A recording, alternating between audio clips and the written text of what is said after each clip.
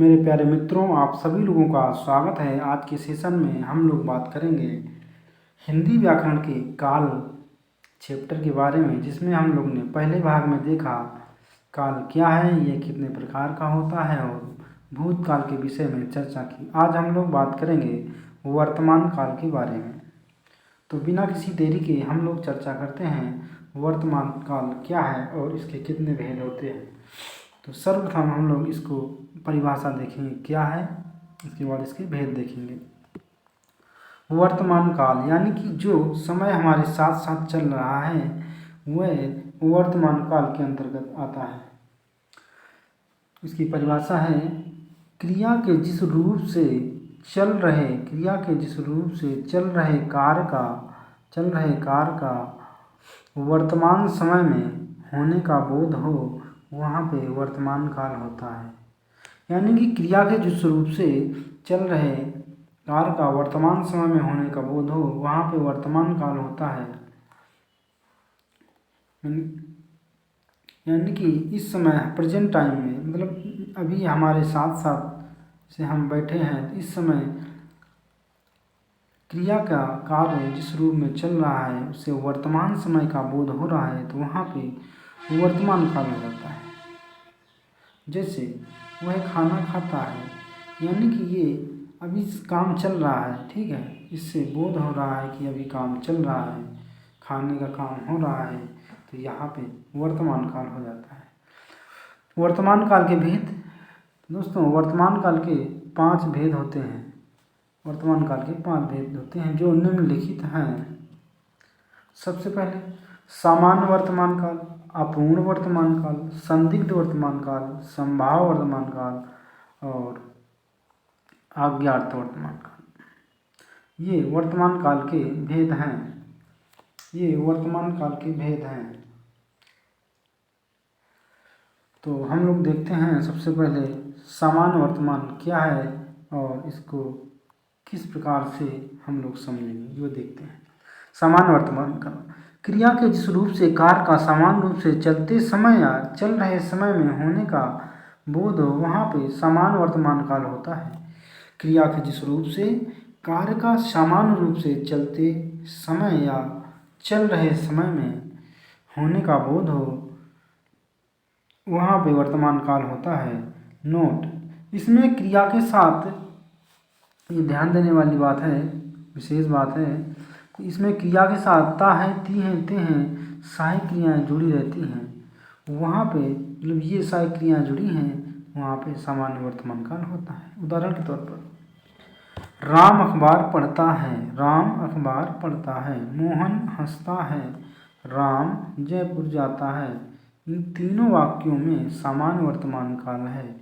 यहाँ पे हमें बोध हो रहा है कि जो कार्य है वो वर्तमान समय में हो रहा है।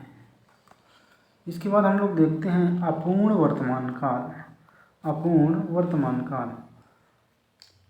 वर्तमान काल इसमें होता क्या है, क्रिया के चलते समय में जारी रहने या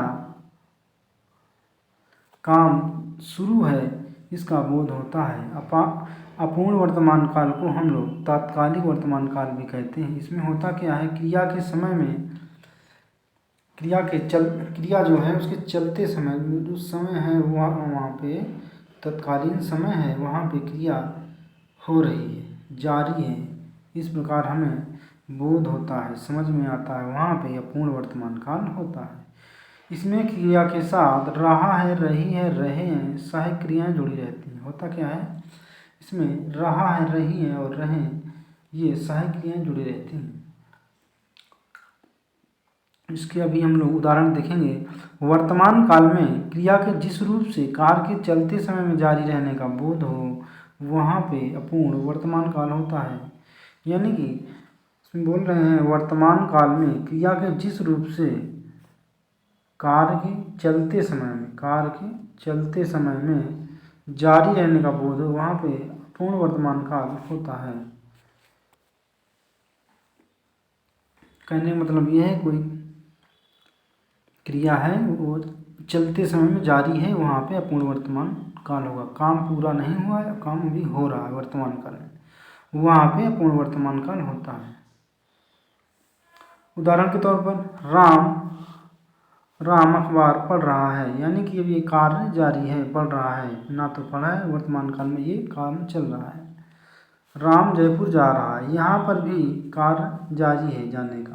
राम जयपुर जा रहा है, ये भी कार्य जारी है, कार्य हो रहा है, इसलिए यहाँ पे तात्कालिक वर्तमान काल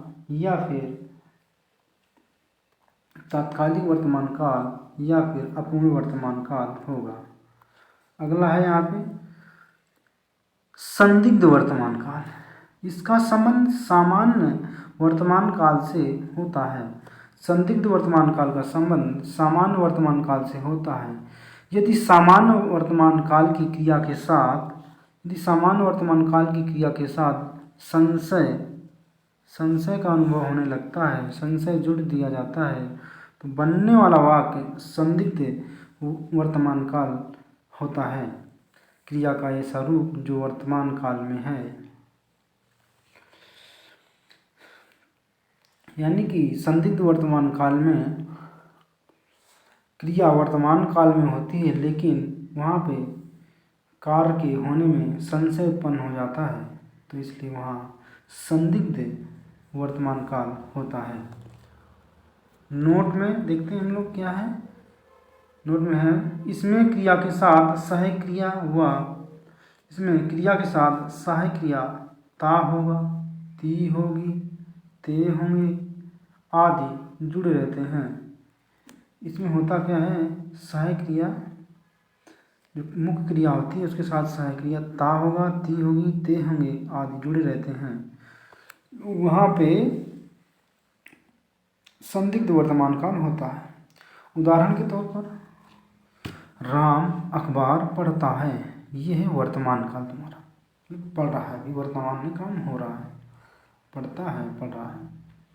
इसका संदिग्ध वर्तमान काल राम अखबार पढ़ता होगा, यानी कि पढ़ता होगा, यहाँ पे संशय हो गया मन में अपने, पढ़ता होगा कि नहीं होगा कुछ पता नहीं है, ये संशय में चला गया वाक्य कि राम अखबार पढ़ता होगा, वह खाना खाता होगा, पिताजी घर आते होंगे, ये सब संशय वाले वाक्य हो गए। वर्तमान काल में तो हैं, लेकिन ये सब संशय वाले वाक्य, संदिग्ध वर्तमान काल,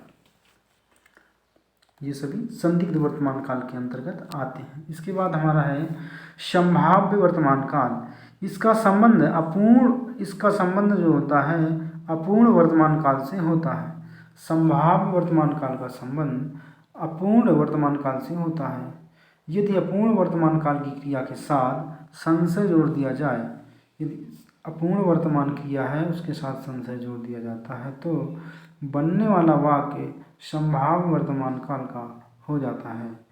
इसमें ध्यान देने योग्य बात यह है कि इसमें सहायक क्रिया रहा होगा, रही होगी, रहे होंगे आदि जुड़े रहते हैं। उदाहरण के तौर पर राम अखबार पढ़ रहा है, यानी कि कार्य जारी है और यह एक अपूर्ण वर्तमान काल है, लेकिन इसका संभाव्य वर्तमान काल क्या है, राम अखबार पढ़ रहा होगा, यानी कि संभावना है उसको कि अखबार पढ़ रहा होगा, वह खाया हो, यानी कि वह खाना खा रहा होगा। नोट में है इस काल के वाक्यों में शायद कदाचित मेरे अनुमान से रहा हो, रही हो, रहे आदि शब्द भी आते हैं। शायद राम अखबार पढ़ रहा हो, शायद वह खाया हो, यहाँ पे जैसे है ना, शायद वह खाया हो, इस प्रकार हो जाता है, तो वहाँ पे संभाव्य वर्तमान काल होता है। अगला हमारा है आज्ञार्थक वर्तमान काल। दोस्तों इसमें क्या होता है, यदि वर्तमान काल की क्रिया के साथ आज्ञा या आदेश जोड़ दिया जाता है तो वहाँ पे आज्ञार्थक वर्तमान काल हो जाता है। उदाहरण के तौर पर राधा तू नाथ दरवाज़ा बंद कर दीजिए, यहाँ पर भी आज्ञार्थक वर्तमान काल है। चुपचाप पढ़िए, शोर मत मचाइए, ये सब वाक्य आज्ञार्थक वर्तमान काल के अंतर्गत आते हैं। यहाँ क्रिया के साथ आज्ञा या आदेश जोड़ दिया जाता है, इसलिए ये सभी आज्ञार्थक वर्तमान काल के संदर्भ में गिने जाते हैं। अगला है हमारा भविष्यत काल। दोस्तों अगला हमारा है भविष्यत काल। ये एक है पूर्ण वर्तमान काल। क्रिया के जिस रूप से कार्य का वर्तमान काल में पूर्ण होने का बोध हो, क्रिया के जिस रूप से कार्य की वर्तमान काल में पूर्ण होने का बोध हो, वहाँ पे पूर्ण वर्तमान काल होता है। यानी कार्य जो है वर्तमान काल में पूर्ण हो जाता है, वहाँ पे पूर्ण वर्तमान काल होता है। जैसे राम ने खाना खा लिया है, राम घर जा चुका है, वे घर जा चुके हैं। इन सभी वाक्यों में पूर्ण वर्तमान काल होगा। तो दोस्तों आज का सेशन हमारा यहीं तक। हम लोग मिलते हैं नेक्स्ट सेशन में। तब तक के लिए जय हिंद।